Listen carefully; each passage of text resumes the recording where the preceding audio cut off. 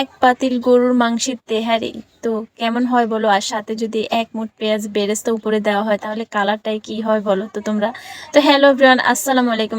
তো আমি হাজির হলাম আজকে নতুন একটা রেসিপি নিয়ে। আশা করি যে যেখান থেকে দেখছো আমার পেজটাকে একটু ফলো করে দিও। তো আমি এখানে 1 কেজি গরু মাংস নিলাম, সাথে আমি একটু পেঁয়াজ কুচি দিলাম। পেঁয়াজ কুচিটা আসলে আমি অল্প ব্যবহার করব, কারণ এখানে আমি এই যে পেস্টটা তৈরি করলাম এটার মধ্যে অনেক পরিমাণে পেঁয়াজ দিয়েছি। আদা, রসুন, কাঁচামরিচ, পেঁয়াজ আমি এগুলি দিয়ে আমি ব্লেন্ড করে নিলাম।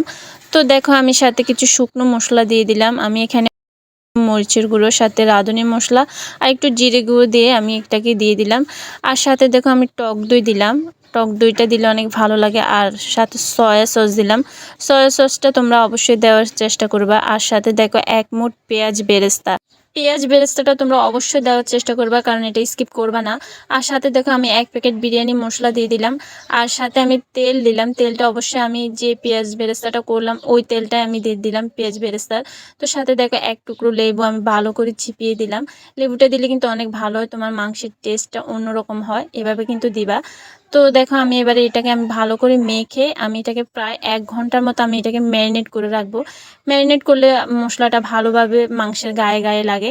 তো আমি এবার এটাকে আমি চুলায় বসিয়ে দিব।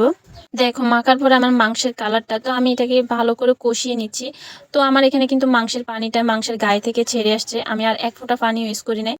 কষানোর মধ্যে আমার মাংসটা সিদ্ধ হয়ে গেল। তো দেখো আমার মাংসের কালারটা, তেলটা কিভাবে ভেসে উঠলো। তো আমি আলাদা তেলের মধ্যে আমি পোলাও চালটাকে আমি ভেজে নিয়েছি, সাথে পানি দিয়ে পরিমাণ মতো আমি এটাকে লাস্ট টাইমে আমি মাংসটা দিয়ে দিলাম। দিয়ে আমি এখানে দেখো কেওড়ার জল দিয়ে দিলাম। আর সাথে একটু জর্দার রং দিলাম। জর্দার রংটা দিলে কালারটা অনেক সুন্দর হয়, আমার ঘরে ছিল, তোমরা চাইলে নাও দিতে পারো। তো দেখো আমি এটাকে এবারে ভালোভাবে নেড়ে আমি এখন বসিয়ে দিলাম ভাপে। তো সাথে আমি দেখো 1 মুঠ পেঁয়াজ বেরেস্তা দিয়ে দিলাম। কালারটা কত সুন্দর, সাদা সাদা। তো এটা সাদা তেহারি বলো আর বিরিয়ানি বলো যাই বলো, কিন্তু আমার ফ্যামিলির মানুষ এটা অনেক বেশি পছন্দ করে। সবাই ভালো থাকবে, সুস্থ থাকবে, টাটা।